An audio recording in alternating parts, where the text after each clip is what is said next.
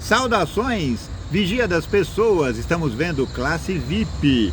Hoje, a lição número 3, a história do pano de fundo, o prólogo. Nós estamos lendo a lição do Evangelho de João.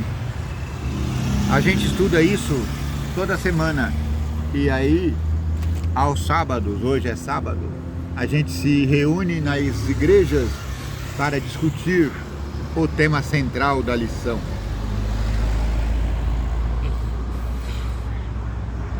A terceira lição vai falar da abertura do livro de João, prólogo. Então, o verso para inculcar diz assim: no princípio era a palavra, e a palavra estava com Deus, e a palavra era Deus. João 1:1, na Nova Versão Internacional. Leitura da semana, João 1:1-5, Gênesis 1:1, João 1:9-13, 3:16-21, 9:35-41, Mateus 7:21-23 e João 17:1-5. Sábado.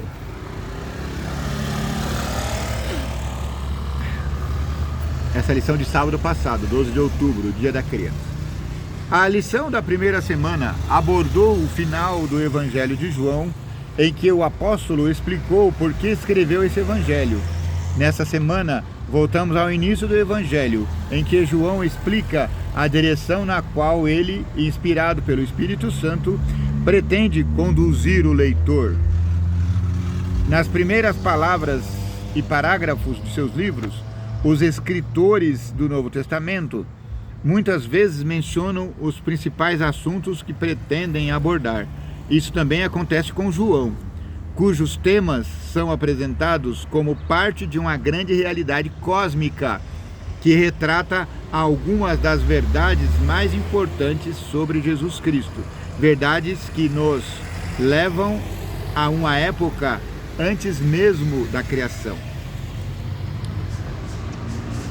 Essa apresentação na abertura do livro dá ao leitor, já sabendo que Jesus é o Messias, uma vantagem que os personagens do livro não tinham. Veja, João foi o último evangelista a escrever. Então, quando ele escreve aos povos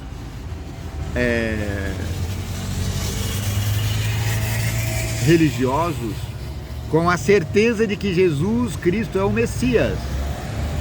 Por isso que ele fala, a palavra era Deus, estava com Deus.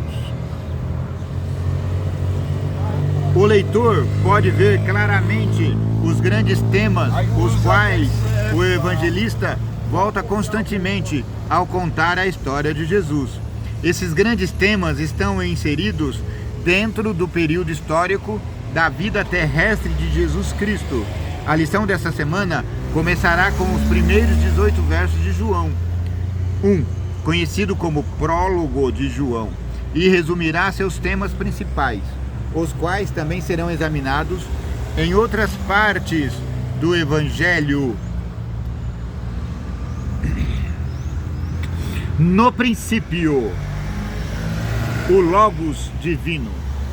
O que João revela sobre a palavra ou verbo Jesus Cristo?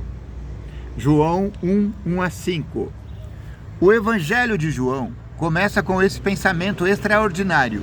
No princípio era a palavra, e a palavra estava com Deus, e a palavra era Deus. Essa bela frase contém uma profundidade de pensamento que mal conseguimos compreender.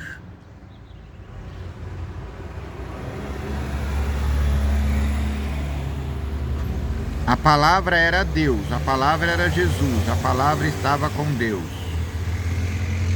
Dá um nó na nossa cabeça. Primeiro, o evangelista remete à história da criação, Gênesis 1.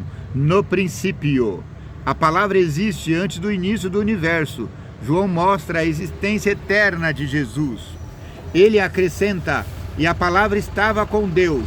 Em João 1,18, o evangelista indica que a palavra está junto do Pai. Não importa o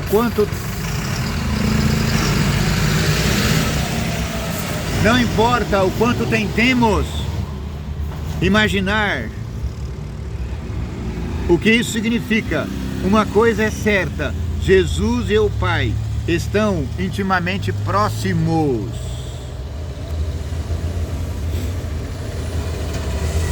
Então, o escritor diz, e a palavra era Deus.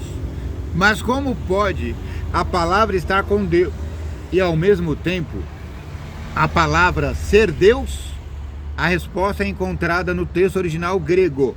A língua grega possui artigo definido, ou a, etc., mas não artigo indefinido, uma, etc. Em nosso estudo, é importante observar que o artigo definido do grego indica algo específico, uma pessoa ou um objeto em particular. Existe uma versão da Bíblia que diz: a palavra estava com Deus e a palavra era um Deus. Cuidado! Não existe artigo indefinido na língua original. Então a palavra era Deus, a palavra não era um Deus. Porque se eu falo que a palavra era um Deus, eu quero dizer que tem vários deuses lá em cima? Ora. O texto original grego diz: a palavra estava com Deus. Como o termo Deus tem artigo definido, ele aponta para uma pessoa específica, Deus o Pai, isto é, a palavra estava com o Pai. Por outro lado, a frase "e a palavra era Deus", o termo Deus não contém o artigo definido, o que nesse contexto aponta para as características divinas. Em resumo, Jesus é Deus, não o Pai, mas o divino Filho de Deus, a segunda pessoa da divindade. O apóstolo João reforça essa ideia, pois João 1,3 diz que Jesus é o Criador de todas as coisas. Tudo que antes não existia, mas que passou a existir, só teve início por meio de Jesus Cristo, o Filho Criador, o Deus Criador. Desde os dias da eternidade, Cristo era um com o Pai, era a imagem de Deus, a imagem da sua grandeza e majestade, o resplendor da glória divina. Hebreus 1,3. Porque a plena divindade de Cristo é uma parte tão importante da nossa teologia, o que aconteceria se Jesus fosse um mero ser criado? Comente com a classe e explique por que a divindade e a eternidade de Cristo são tão importantes para a nossa fé. Vou falar aqui com a minha classe. Classe, vem aqui. A divindade de Cristo é essencial para a nossa fé, porque sem a divindade de Cristo não haveria salvação. Porque um anjo sem pecado não serviria para nos redimir. Porque se fosse assim, Deus teria enviado um anjo sem pecado e nós estaríamos redimidos. Por que não pode?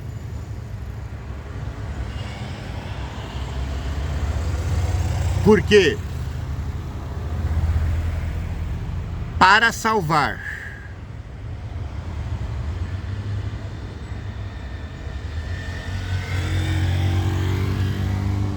Por completo a vida humana, tem que ser alguém que tenha o poder de dar a vida e o poder de tirar a vida.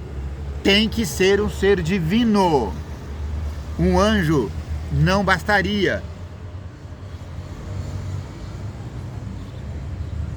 para remir-nos da morte. O que você acha? Coloca aí nos seus comentários. Segunda-feira,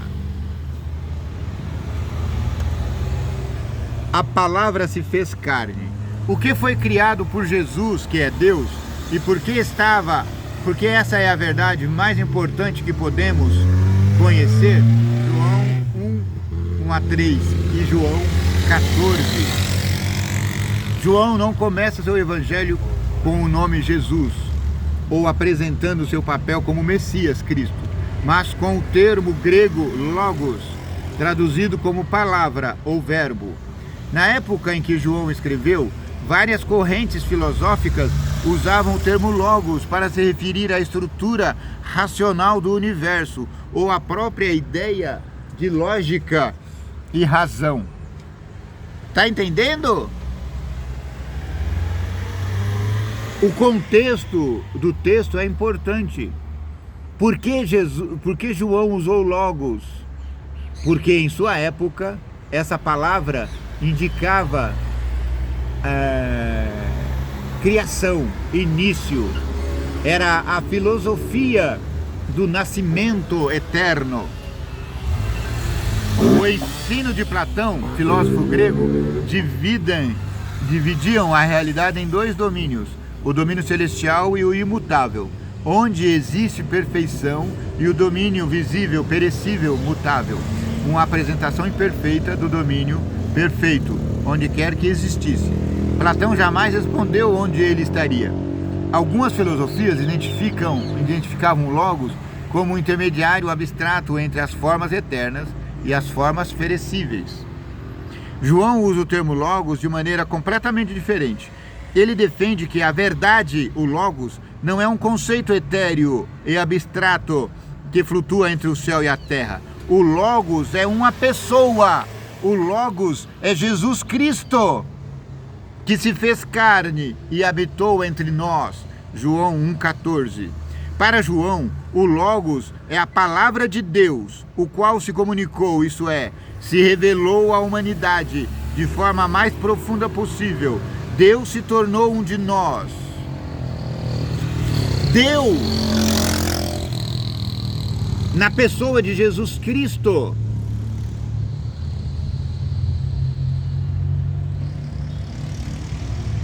foi concebido em Maria pelo Espírito Santo e transitou do céu para a terra em forma humana. Isso parece loucura, mas é a verdade. O Cristo morrido na cruz não é outro senão o grande Logos Criador, aquele pelo qual tudo se fez e sem o qual nada se fizera. No Evangelho de João, o Logos representa o Deus eterno que entra no tempo e no espaço, que fala, age e se relaciona com os seres humanos em nível pessoal. O Deus eterno se tornou um ser humano, um de nós. O apóstolo indica que Logos se fez carne e habitou entre nós. A palavra grega traduzida como habitou significa armou uma tenda. Deus armou uma tenda na terra. A tenda tabernáculo que Moisés erigiu era a tenda Deus na terra. Era a tenda que Deus habitava na terra. A tenda Deus na terra é Jesus. João está se referindo a Êxodo 25:8, quando Jesus disse aos israelitas que fizessem um santuário, uma construção em formato de tenda, para que pudesse habitar no meio do povo. Da mesma forma, na encarnação, Jesus Cristo, o Filho de Deus, assumiu a carne humana, ocultando sua glória para que as pessoas pudessem entrar em contato com eles. Jesus Cristo é a tenda tabernáculo, na qual habitou corporalmente a divindade. Uau! Isso é forte! O Criador se tornou um ser humano, um de nós, e viveu aqui. O que isso nos diz sobre o amor de Deus pela humanidade? E ainda nem começamos a estudar a sua morte por nós. Por que podemos receber tanto conforto dessa verdade extraordinária?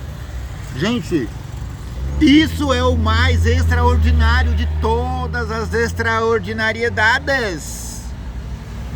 O próprio Deus em pessoa. Isso é loucura para minha cabecinha de minhoca. O próprio Deus habitando na terra em forma humana. Como é possível isso? Não sei, só sei que é assim. Vestido em linho, deixou no céu palácios de marfim. Glória não quis, em dor morreu, a cruz suportou por mim. Por isso a agonia de Jesus ao ir para a cruz era tanta, porque ele percebia que ia perder a sua ligação direta com Deus. Jesus não é um profeta, Jesus é o profeta. Ele deixou no céu palácios de marfim para habitar aqui na terra. Pasmem! Ele ficará preso nesse tabernáculo eternamente. Deus, que é Espírito e verdade, por amor de nós, se dispôs a habitar nesse tabernáculo humano eternamente. Ele reinará eternamente aqui na nossa terrinha, habitado no corpo humano. Sim, ele vai erguer a mão e você vai ver os furos na mão, a cicatriz na mão dele. Você vai poder colocar a mão no lado dele. Ele vai ter essa marca eterna. Vai ser a única memória que o pecado um dia existiu na terra. É um mistério, é muito grande para mim. Eu não consigo entender tanta coisa. Mas o que eu entendo, eu me agarro nele e sigo até compreender as novas verdades de Deus, ouvindo ou não ouvindo a palavra. Leia João 1:9 a 13. Que dura realidade João retrata sobre como as pessoas respondem a Jesus.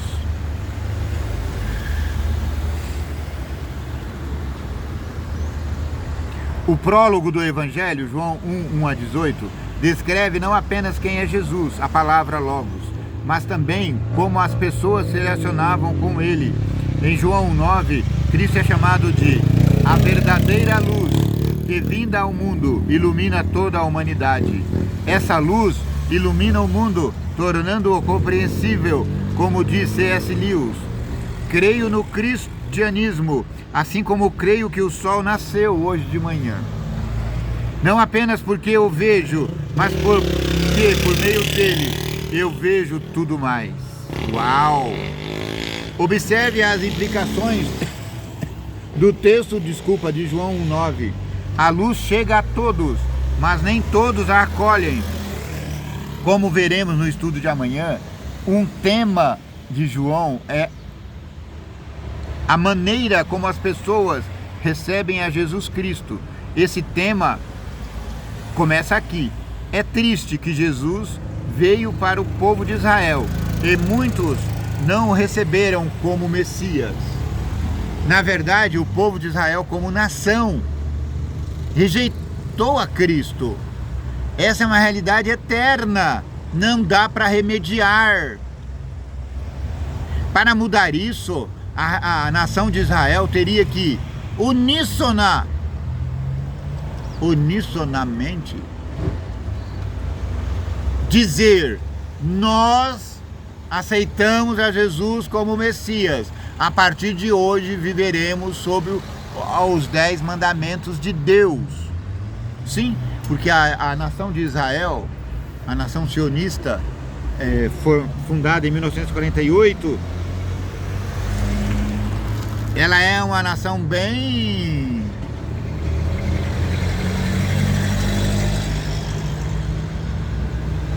orientalizada, ocidentalizada, porque quando ela era Israel oriental, ela era mais fiel aos mandamentos de Deus.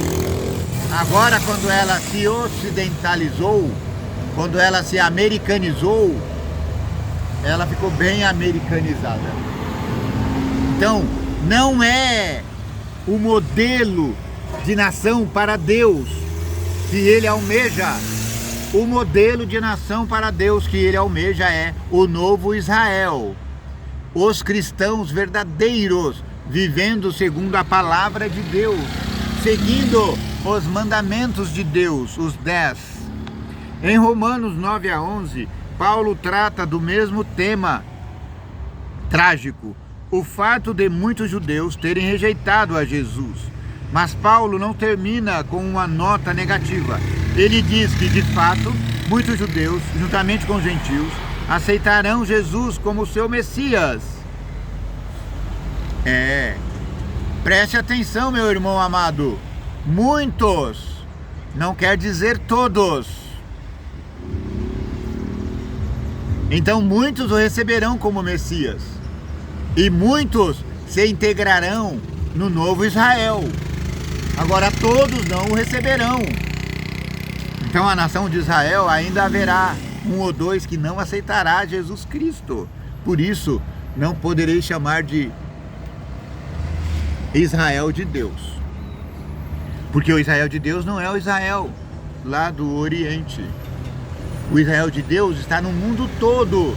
São aqueles que cumprem a ordem de Apocalipse 14. O apóstolo adverte os gentios para que não se gloriem contra os judeus, pois se você foi cortado daquele que por natureza era uma oliveira brava e contra a natureza, foi enxertado numa oliveira boa, quanto mais esses que são ramos naturais serão enxertados na própria oliveira. O autor está dizendo o quê? Que apesar deles terem sido tirados para que nós, gentios, fôssemos enxertados, isso não é motivo para nos jactanciarmos. Porque muito mais fácil é reimplantar um galho que já é da planta do que um galho bravo. Seguindo a mesma ideia, João diz que todos os que receberam Jesus como Salvador se tornarão filhos dele. Isso acontece quando cremos em seu nome. Aqui está a ligação entre o prólogo e a conclusão do Evangelho. Em João 20:31, o apóstolo explica por que escreveu seu livro. Assim, a introdução e a conclusão do Evangelho formam uma espécie de unidade, apresentando conceitos relacionados que abrangem tudo o que está entre ambas. Essa ligação aponta para o objetivo central do Evangelho de João, que as pessoas sejam salvas, crendo em Jesus Cristo como o Salvador.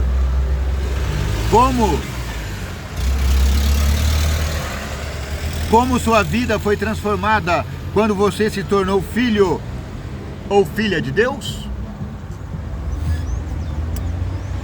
A minha vida foi transformada radicalmente. Sabe, eu era muito rude, eu era muito contestador, ainda sou. Mas eu mudei, vai com Deus. Mas eu mudei radicalmente. Por quê? Jesus Cristo me fez ver que aquele com quem eu dialogo, com quem eu debato, é irmão meu. É filho de Deus, como eu sou filho de Deus. Ou, se não filho, criatura. Porque nem todos os filhos de Deus aceitam essa filiação. Então, quem não aceitou ao apelo de Jesus Cristo Quem o abandonou, como o povo de Israel o fez, a liderança, não será mais considerado filho de Deus, e sim criaturas dele.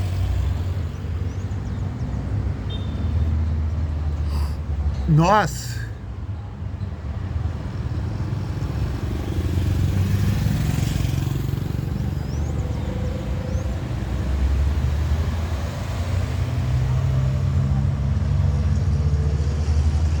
Desculpa, eu me desconcentrei.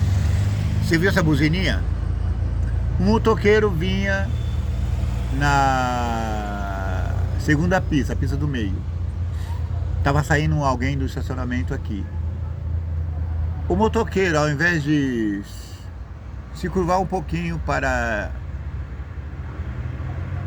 a esquerda e continuar a sua viagem, preferiu buzinar para que o carro parasse. O carro parou e aí ele se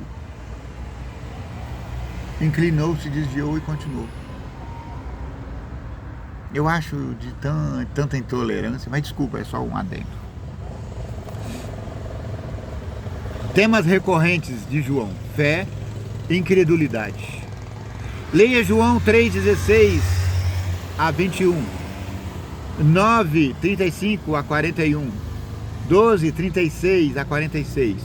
Como esses textos repetem o tema da fé e incredulidade encontrado no prólogo, o Evangelho de João, a humanidade está dividida em dois grandes grupos: os que creem em Jesus, os que aceitam como Messias, e os que, tendo a oportunidade de crer, escolhem não fazê-lo. Os discípulos estão no primeiro grupo, além das pessoas como Nicodemos, que passam a crer lentamente, a samaritana e o cego de nascença. No segundo grupo estão fariseus e sumos sacerdotes, pessoas que presenciaram a multiplicação do pães e do peixes, e até um dos discípulos, Judas. Esse cego de nascença, para mim, é o maior milagre que Jesus fez em toda a terra, porque ele não só fez o cego ver, ele transformou imediatamente o cego em discípulo. O cego pouco depois estava ali, no dia seguinte, discutindo com os do Sinédrio, com os sacerdotes. Uau! Aí ele diz: uma coisa eu sei, eu era cego e agora vejo. E vocês que diriam ver, não estão vendo. Aí eles falaram: fala mais uma vez, como foi que ele abriu seus olhos? O cego fala: por quê? Eu já falei tantas vezes. Por que vocês querem ouvir de novo? Por acaso vocês querem se tornar discípulos de Jesus? Aí, ao invés deles aceitar a provocação do cego, eles falaram: imagina, discípulo dele és tu, nascido integralmente em pecado, agora quer nos pregar o evangelho? Vá. E expulsaram ele do Sinédrio, expulsaram ele da sinagoga. A partir de então ele parou, ele foi proibido de frequentar a igreja. Pasmem, isso ainda acontece hoje nos nossos dias.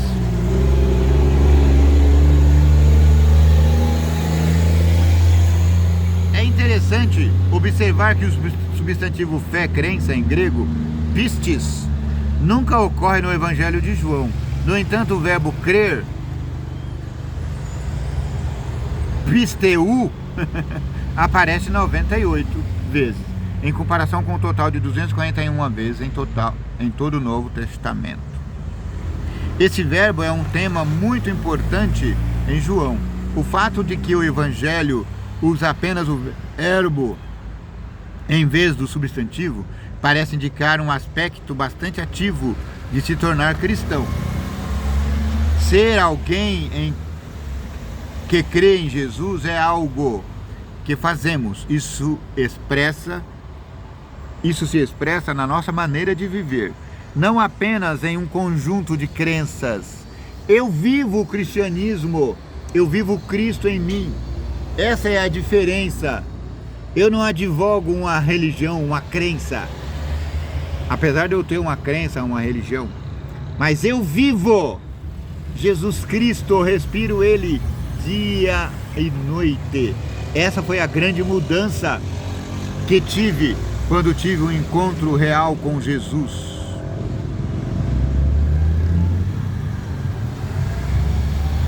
Em João, a principal diferença entre os dois grupos é a forma como se relacionam com Jesus.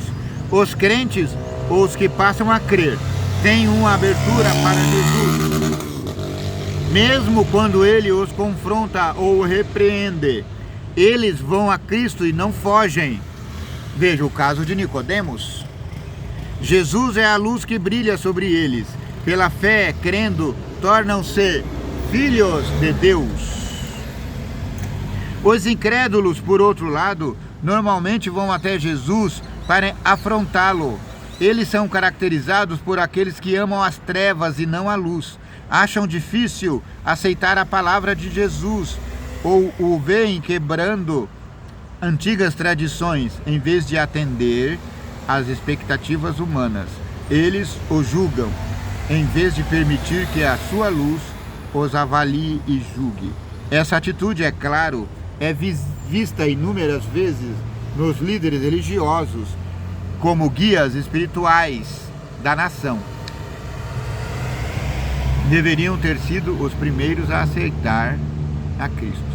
E essa atitude, é claro, é vista inúmeras vezes nos líderes religiosos, que como guias espirituais da nação, deveriam ter sido a primeira a aceitar Jesus. Se a nação de Israel tivesse visto que Jesus Cristo era o Messias, se o Sinédrio e os sacerdotes tivessem apregoado o Messias, hoje a nação de Israel seria de fato o Israel de Deus. Estaríamos pregando, falando do mesmo lado. De que forma você vive sua fé em Jesus, em vez de apenas concordar com Ele? Por que é importante saber a diferença entre duas coisas? Porque uma coisa é ter fé em Jesus, outra coisa é viver como Jesus viveu. Esse é o nosso desafio.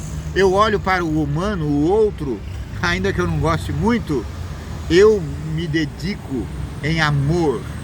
Porque amor é o que mandou Jesus, mandou amar a todos, inclusive aqueles que não gostamos muito.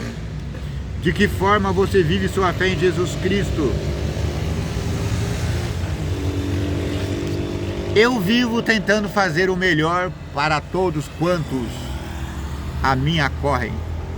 Ou às vezes eles nem me procuram, mas se eu perceber que alguém está precisando de algo, eu serei o primeiro a ajudá-lo.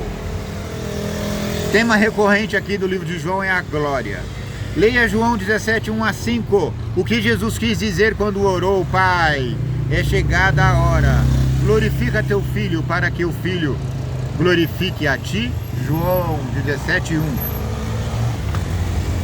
O estudo de ontem analisou o enredo terrestre e humano do Evangelho de João, incluindo os conflitos e diálogos entre as pessoas, sempre girando em torno de quem Jesus é e do que ele está fazendo. O estudo de hoje concentra-se no enredo divino e cósmico, também encontrado em João. O prólogo do Evangelho começa com a história cósmica. Jesus é apresentado como o divino Filho de Deus, o Criador do universo, tudo que antes não existia, mas passou a existir. Só teve início por meio de Jesus. Mas o texto prossegue observando a glória que há no fato de Cristo tornar um ser humano na encarnação. João usa as palavras glória, em grego doxa, brilho, esplendor, fama e honra. Jesus Cristo é a fama de Deus. E glorificar, em grego doxazo, louvar, honrar, exaltar. Vamos doxazô a Jesus Cristo, nosso Deus Criador, na pessoa humana, para se referir a receber honra dos seres humanos e para receber honra ou glória de Deus. Jesus Cristo aceitava a adoração, mas só Deus é digno de adoração. Em João, a ideia de glorificar Jesus está ligada ao conceito da sua honra, isto é, o momento da sua morte. Compare João 2,4 com 7,30, com 8,20, com 12,23 a 27, com João 13,1, com João 16,32 e com João 17,1. A cruz é a hora da glória de Cristo. Jesus Cristo glorificou a Deus Pai na cruz.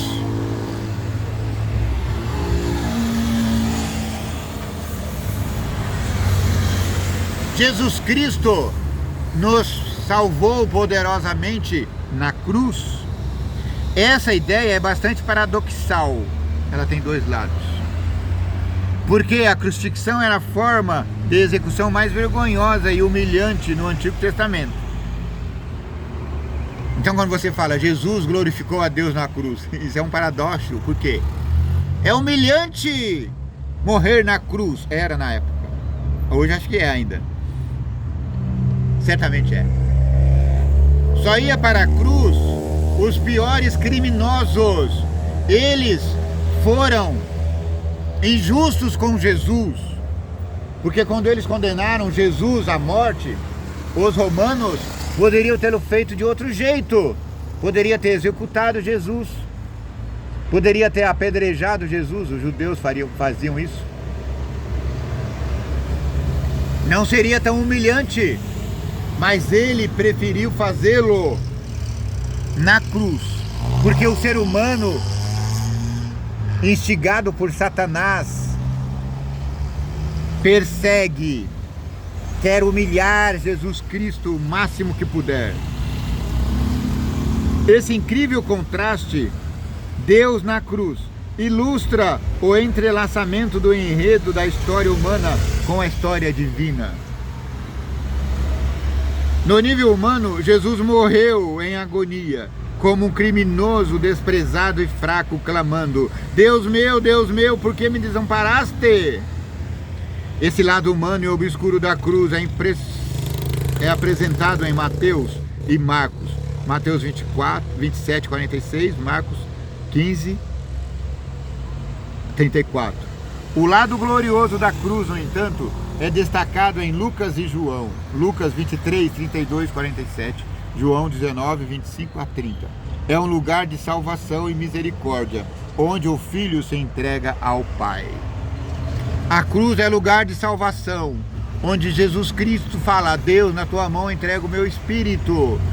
A cruz de Cristo é salvação, onde eu me curvo diante dele e falo: eu aceito a ti como meu único Rei, Deus, Salvador, Messias. É bastante irônico. A suprema glória de Deus é revelada em sua maior vergonha, carregando sobre si os pecados do mundo todo. Jesus se humilhou na cruz para sofrer o pagamento de morte que cabia a você, o pagamento de morte que cabia a mim. É por isso que nós, os cristãos, devemos glorificar e louvar a Deus diuturnamente, incessantemente, sem parar. Foi necessária uma coisa muito drástica: o sacrifício do próprio Deus na cruz para nos salvar do pecado. O que isso nos diz sobre quão ruim é o pecado? Se Deus, na pessoa de Jesus, teve que deixar o linho do céu e descer aqui e se humilhar na cruz para nos livrar do pecado, quão seriamente é esse pecado? Fuja, meu irmão, de pecar. Abandone a sua vida errada agora.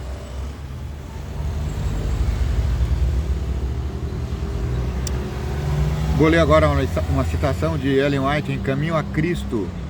página 26 e 27. Publicada em 2003 pela Casa Publicadora Brasileira, a editora dos Adventistas do Sétimo Dia.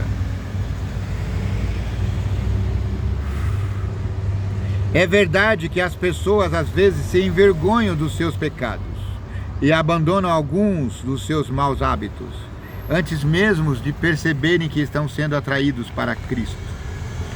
Quando, porém, elas se esforçam para mudar, como resultado de um desejo sincero de fazer o que é certo, é o poder de Cristo que as está atraindo.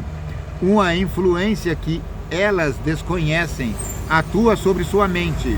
A consciência é despertada e seu procedimento é aperfeiçoado quando Cristo as atrai, levando-as a olhar para a sua cruz e contemplar aquele a quem seus pecados traspassaram.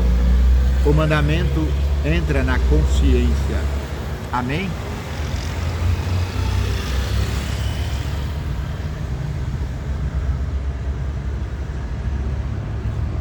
Bom dia, como estão vocês? Por que o pecado é tão hediondo?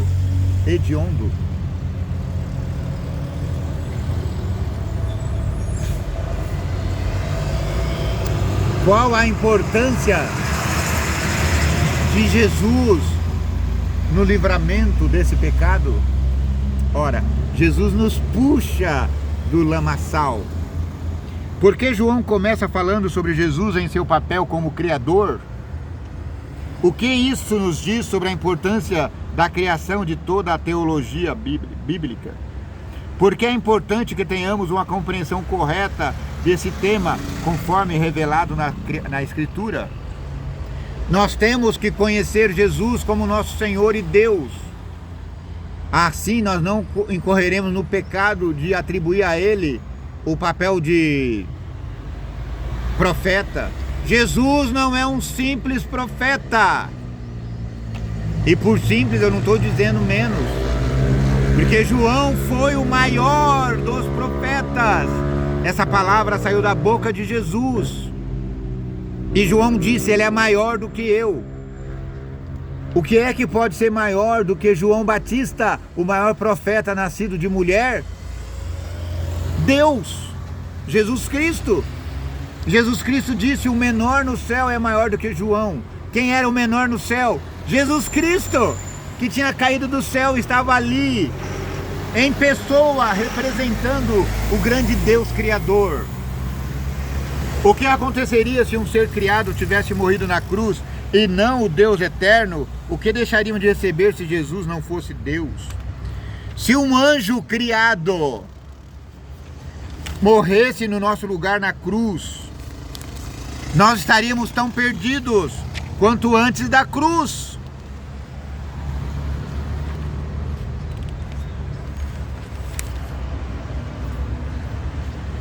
Porque só quem criou pode remir.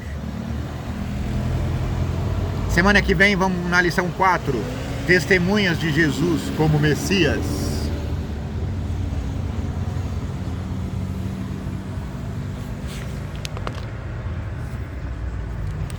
O apelo que eu faço aqui nessa lição para você: se você tem dificuldade em acreditar que Jesus Cristo é o grande Verbo de Deus, é o grande Criador, o grande Eu Sou,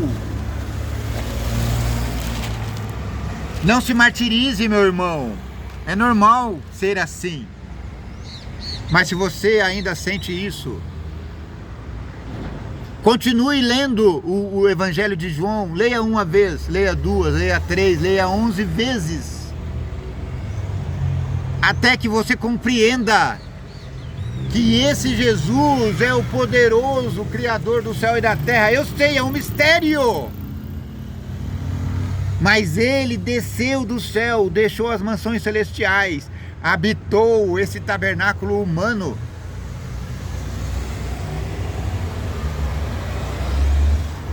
Porque Ele queria sentir-se como um ser humano sente. O Criador do céu, de todas as coisas, o Criador do homem, se tornou um homem, porque ele queria se sentir como um homem sentia.